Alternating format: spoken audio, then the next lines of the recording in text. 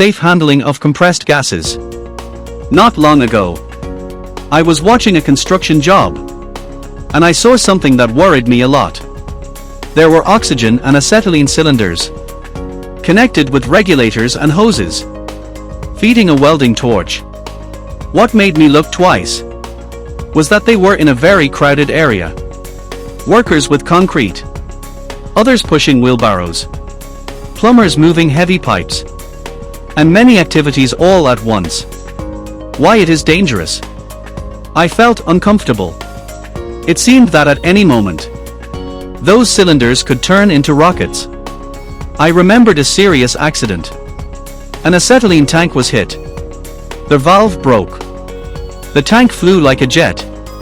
It went through a door, hit a car 50 meters away, pasted from trunk to windshield, then through the wall of a house 150 meters further, before stopping. Fortunately, no one was in its path. If there had been, it would have killed them instantly.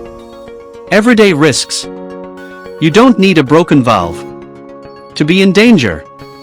If a cylinder simply rolls over your leg, you may end up with a broken bone and months out of work. Compressed gas cylinders must always be handled with care. Safety rules. Let's review some rules. Handle every cylinder as if it were full. Saying, "I didn't know it was loaded," is not an excuse.